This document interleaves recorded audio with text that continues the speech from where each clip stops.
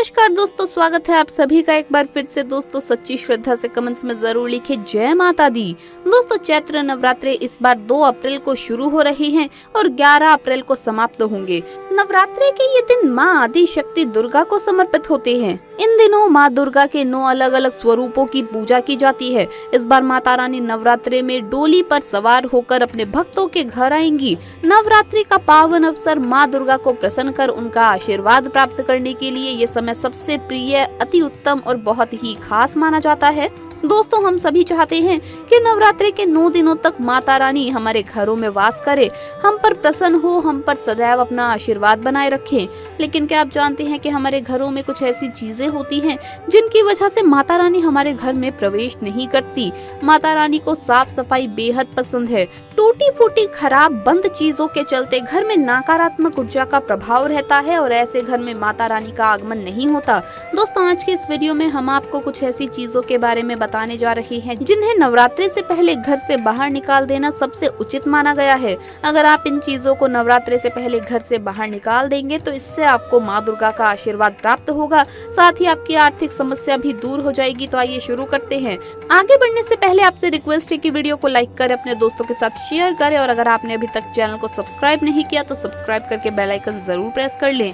दोस्तों नवरात्रि के 9 दिन बहुत ही पवित्र होते हैं। नवरात्रि के इन 9 दिनों में आचार विचार और घर को साफ सुथरा और पवित्र रखना अति आवश्यक है। इसीलिए नवरात्रि के 9 दिनों में ब्रह्मचर्य का पालन किया जाता है और तामसिक भोजन ग्रहण नहीं किया जाता। नवरात्रि के 9 दिनों में माता रानी के भक्तों को प्याज, लहसुन, मांस, मदिरा और अंडे से दूर रहना चाहिए। अधिकतर भक्त इन नियमों का पालन भी करते हैं, लेकिन एक गलती वो कर बैठते हैं, वो नवरात्रि के 9 दिनों में अपने घर इन अपवित्र चीजों को रख लेते हैं। ऐसा भूल कर भी नहीं करना चाहिए। भगवत पुराण के अनुसार नवरात्रि के 9 दिनों तक माता रानी अपने भक्तों के घर में वास करती है। अगर आप भी चाहते हैं कि माता रानी आपके घर में वास करे तो आप अपने घर के वातावरण को पवित्र रखें और नवरात्रि शुरू होने से पहले ही अपने घर से प्याज, लहसुन, मीट, अंडा और मदिरा को बाहर निकाल दें। अपने घर को साफ रखें। इन वस्तुओं को घर से बाहर निकालने के बाद अपने घर में गंगा जल का छिड़काव अवश्य करें। भगवत गीता में भगवान श्री कृष्ण कहते हैं, बगैर गंगा जल छिड़के कोई भी मंगल कार्य सफल नहीं माना जाता। गंगा जल का छिड़काव स्वयं भगवत गीता में श्री कृष्ण ने बताया था। या फिर आप गोमूत्र का भी अपने घर में छिड़काव कर सकते हैं। बस थोड़ा सा पानी में डाल ले और पानी का छिड़काव करें। इससे आपके घर का वातावरण पवित्र हो जाएगा। घर में मौजूद नकारात्मक ऊर्जा भी नष्ट हो जाएगी और जिस घर में वातावरण पवित्र होता है और नकारात्मक ऊर्जा नहीं होती, वहाँ माता रानी का सदैव वास होता है। नवरात्रि से पहले आप अपने पूरे घर की अच्छी तरह से साफ सफाई कर लें। घर में जो भी फालतू सामान है, फटे पुराने कपड़े, उन्हें बाहर निकाल दें। घर में बेकार पड़ा सामान नकारात्मक ऊर्जा लाता है, इसीलिए गंदगी बिल्कुल भी ना करें। धूप दीप जलाकर वातावरण को स्वच्छ करें। दोस्तों माता के आगमन के लिए घर का दरवाजा जरूर सजाना चाहिए। इससे माता आकर्षित होती है और घर के द्वार में प्रवेश करती है। माँ के आगमन के लिए द्वार को फूलों से सजाना चाहिए। दोस्तों कई लोग ऐसे होते हैं जो माता रानी की चौकी कागज बिछाकर बनाते हैं, जो कि बिल्कुल गलत माना जाता है। माता की चौकी के लिए आप नीचे लाल कपड़ा ही बिछाएं। काला कपड़ा और सफेद कपड़ा भूल कर भी नहीं बिछाना चाहिए। ध्यान रखें कपड़ा फटा भी नहीं होना चाहिए। दोस्तों अगर आपके घर में देवी देवताओं की खंडित मूर्तियां या फटा हुआ चित्र अगर हो तो उसे किसी पवित्र नदी में विसर्जित कर दें, क्योंकि ऐसी मूर्तियां और चित्र दुर्भाग्य लाती है। देवी देवताओं की खंडित मूर्ति की पूजन ना करें और ना ही उन्हें घर में रखें, क्योंकि उन्हें घर में रखना बुरा माना जाता है। दोस्तों अधिकतर लोग अपनी छत पर या अपने घर के मुख्य दरवाजे के आसपास कबाड़ इकट्ठा कर लेते हैं। ऐसा करना अशुभ माना जाता है। अगर आपने भी अपने घर के मुख्य दरवाजे पर या छत पर या फिर खासकर घर के उत्तर दिशा में कबाड़ इकट्ठा कर दिया है तो नवरात्रि शुरू होने से पहले उस कबाड़ को घर से अवश्य ही निकाल दें। दोस्तों अगर आपके घर कोई भी बंद घड़ी है तो नवरात्रि शुरू होने से पहले उसे अपने घर से हटा दे और नई घड़ी ले आइए और उसकी मरम्मत करवा ले। घड़ी को प्रगति का प्रतीक माना जाता है। बंद घड़ी समय से पीछे चलती है और हमारी प्रगति में बाधा डालती है। इसीलिए नवरात्रि शुरू होने से पहले ही आप बंद घड़ी को घर से बाहर निकाल दें। दोस्तों अगर आपके घर के मंदिर में किसी भी तरह का कोई फालतू सामान रखा है, जैसे कि सड़े गले फूल, अगरबत्ती, धूप बत्ती के डिब्बे या माचिस आदि की डिब्बी या कोई भी खाली पैकेट मंदिर में ना रखें, या फिर कोई फटी पुरानी धार्मिक पुस्तक या भगवान के कोई भी पुराने कपड़े जो फट गए हों या मुकुट माला जो खराब हो गई हो, तो उन्हें आप जितना जल्दी हो सके अपने मंदिर से हटा दें। नवरात्रि से पहले आप अपने मंदिर की और मंदिर के आसपास की साफ सफाई अवश्य करें, तभी माता रानी की चौकी स्थापित करें। इसके साथ ही आप अपने धन रखने के स्थान की सफाई भी अवश्य करें, क्योंकि नवरात्रि के दौरान माता लक्ष्मी भी घर में प्रवेश करती है। धन रखने के स्थान पर किसी भी तरह का कोई भी फालतू सामान, टूटा हुआ सामान ना रखें। धन रखने के स्थान को मंदिर की तरह ही साफ रखें। नवरात्रि के दौरान माता रानी की पूजा में कोड़ियों को शामिल करें। माता रानी के साथ साथ रोजाना कोड़ी का भी पूजन करें। इसके बाद आप कोड़ी को धन रखने के स्थान पर रख सकते हैं। ऐसा करने से बरकत हमेशा होती है।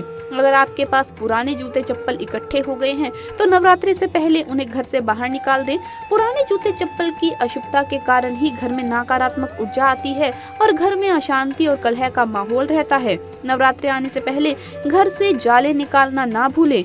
जिस घर में मकड़ी के जाले होते हैं तो उस घर में माता रानी कभी भी वास नहीं करती। साथ ही साथ टूटे फूटे बर्तन अगर घर में पड़े हो या टूटा हुआ आईना भी अगर घर में हो तो उसे भी निकाल दें। साथ ही घर में टूटे फूटे ईंट पत्थर भी नहीं रखने चाहिए, इससे माता लक्ष्मी नाराज हो जाती है। दोस्तों, भूल कर भी माता रानी को ये चीज कभी भी अर्पित मत करना, नहीं तो सारी जिंदगी बर्बाद रहोगे। ये ऐसी वस्तु माता रानी के पूजन में भूल कर भी इस्तेमाल नहीं करनी चाहिए और वो चीज है दोस्तों नारियल। हिंदू धर्म में नारियल को समृद्धि, धन, श्रद्धा और सम्मान का सूचक माना जाता है।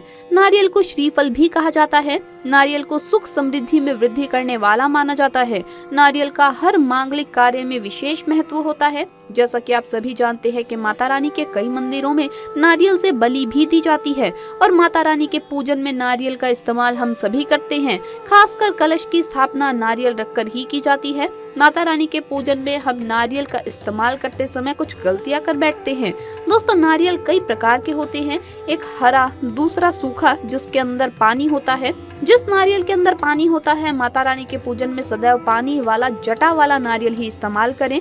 नारियल का पूर्ण होना जरूरी है, यानी नारियल चटका हुआ या टूटा हुआ नहीं होना चाहिए, क्योंकि साबुत नारियल ही पूर्ण और पवित्रता का प्रतीक होता है। साबुत नारियल ही सुख समृद्धि का प्रतीक है। साबुत नारियल को ही श्रीफल यानी कि माता लक्ष्मी का फल कहा जाता है। नवरात्रि में माता रानी के कलश की स्थापना करते समय जटा वाला यानी पानी वाला नारियल ही कलश पर स्थापित करना चाहिए। साथ ही ये ध्यान रखना चाहिए कि नारियल को सदैव कलश के ऊपर लेटाकर रखना चाहिए।